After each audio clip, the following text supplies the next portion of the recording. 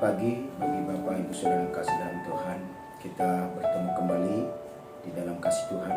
Pada saat pagi ini kembali kita akan melanjutkan perenungan kita yang pada Mazmur pasal yang keempat ayat 1 sampai dengan ayat yang ke-9.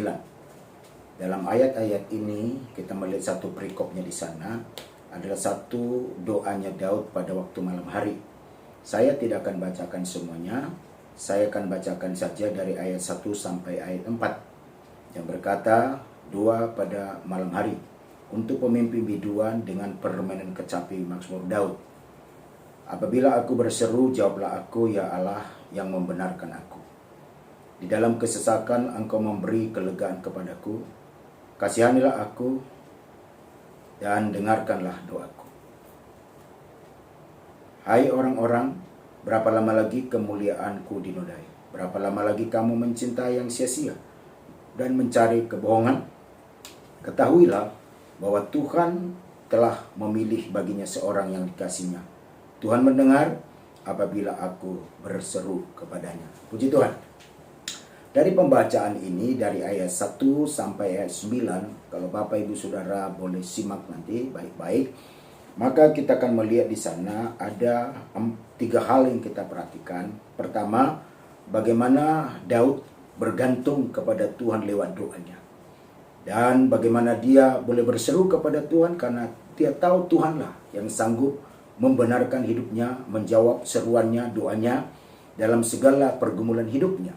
Maka kita melihat di sana, Bapak Ibu Saudara, ada 3 hal pertama yang kita lihat di sana. Hanya Tuhan tempat pengaduannya Daud.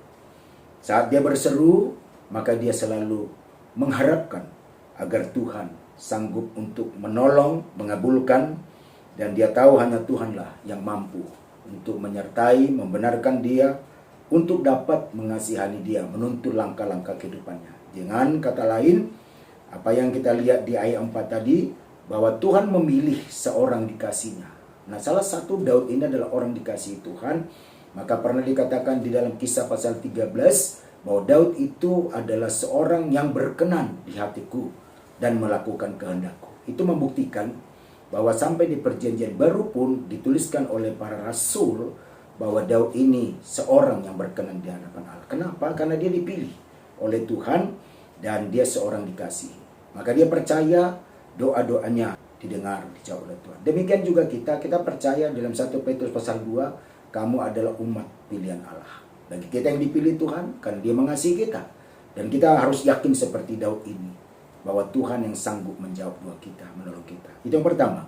Yang kedua, Bapak Ibu Saudara, apa yang kita lihat di sana, kalau kita perhatikan, Tuhan yang memberikan dia sukacita.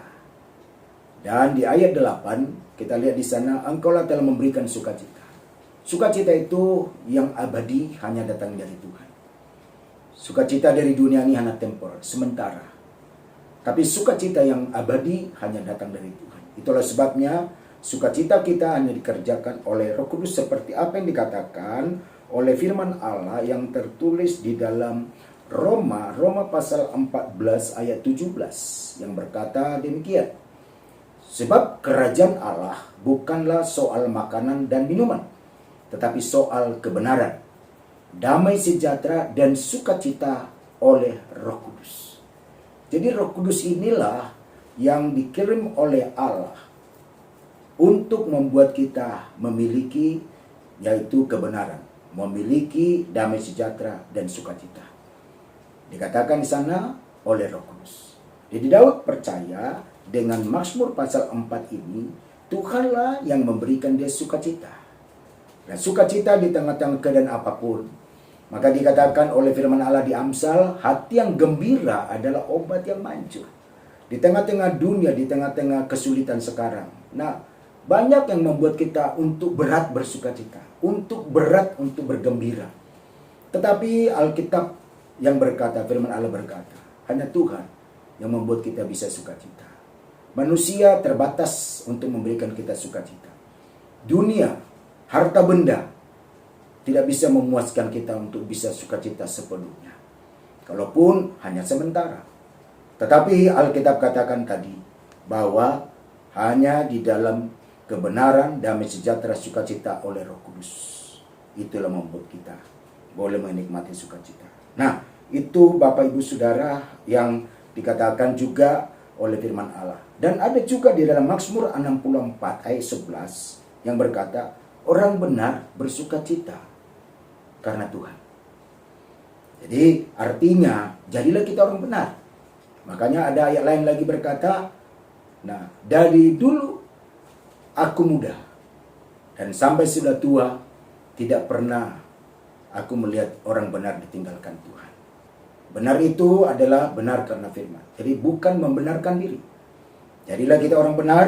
Orang benar itu adalah orang yang berjalan sesuai dengan firman Allah. Maka orang benar itulah yang diberikan sukacita oleh Tuhan. Ini poin kedua dari pembacaan ini. Nah, poin ketiga, poin terakhir yang kita lihat di pasal 4 ini. Karena Tuhanlah membuat kita tentram.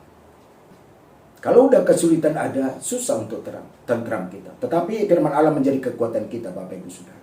Adakah mungkin Bapak Ibu Saudara hari ini tidak tentram karena kesulitan keadaan? Datanglah sama Tuhan. Dikatakan di dalam Matius, firman Allah berkata, kalau kita melihat di dalam Matius, ada yang berkata di dalam firman-Nya, bahwa marilah kepadaku, kamu sekalian yang berbeban berat, yang sudah letih lesu. Alkitab katakan, maka aku akan memberikan kelegaan. Dia memberikan kelegaan bagi kita asal kita datang kepada Tuhan. Karena kita harus datang kepada Tuhan. Nah, karena itulah kita hanya bisa datang kepada Tuhan. Yesuslah memberi kelegaan. Yesuslah memberi ketenangan. Dan beban yang kita pikul adalah beban yang tidak melebihi kekuatan kita, kata Alkitab. Nah, dengan kata lain, Daud ini punya pengalaman karena Tuhanlah membuat dia tentram, membuat dia aman, membuat dia dalam perlindungan Tuhan. Nah, coba kita melihat apa yang dikatakan di dalam Yohanes pasal 14. Ini menjadi penutupnya. Yohanes pasal 14 ayat 27. Yang berkata demikian, damai sejahtera ku tinggalkan bagimu, damai sejahtera ku kuberikan kepadamu. Dan apa yang kuberikan tidak seperti yang diberikan oleh dunia kepadamu. Jangan gelisah dan gentar hatimu. Kegelisahan ini bisa kegelisahan karena masalah ekonomi, pekerjaan, pergumulan dalam keluarga. Tetapi Alkitab berkata bahwa Daud pun mengalami seperti itu. Ketika dia mengalami satu kegelisahan, dia tahu hanya Tuhan memberikan ketentraman, damai, dan aman dalam perlindungan. Nah, Alkitab yang dikatakan oleh Yohanes dalam firman-Nya berkata, Yesus sendiri berkata, dikatakan oleh firman Allah dalam Yohanes pasal 14 tadi, damai sejahtera. Jadi kita ini sudah diberikan damai sejahtera, ditinggalkan Tuhan. Ketika Yesus naik ke sorga, maka dia berikan damainya. Dia tahu manusia itu banyak bisa mengalami gelisah. Tetapi dikatakan sana damai sejahtera. Dalam bahasa lain berkata, irenai, ketenangan. Ketenangan ditinggalkan Tuhan bagi kita. Ketenangan dari Tuhan itu diberikan kepadamu tidak seperti yang dunia berikan. Dunia berikan hanya temporal, sementara. Tetapi dikatakan yang terpenting jangan gelisah hatimu. Karena tidak sama damai, sejahtera, ketenangan yang diberikan dunia dengan dari Tuhan. Inilah menjadi satu perenungan bagi kita pada pagi hari ini. Mari dengan ketiga poin ini kita pegang bahwa bukan saja Daud punya pengalaman tersendiri, tapi kita pun mari supaya dalam pengalaman kita mengadulah, berserulah kepada Tuhan. Hanya Dia perseruan kita, dan Tuhanlah yang memberikan kita sukacita, dan Tuhan juga yang memberikan kita tentram, aman dalam perlindungannya. Puji Tuhan, Tuhan Yesus memberkati kita, Tuhan Yesus menolong kita, Roh Kudus memberikan terjemahan lebih indah, lebih hari, supaya kita hari ini, kita jalani hari ini bersama Tuhan Yesus dengan damai sejahtera dari surga melingkupi kita. Puji Tuhan, Tuhan Yesus memberkati kita semua. Haleluya. Amin.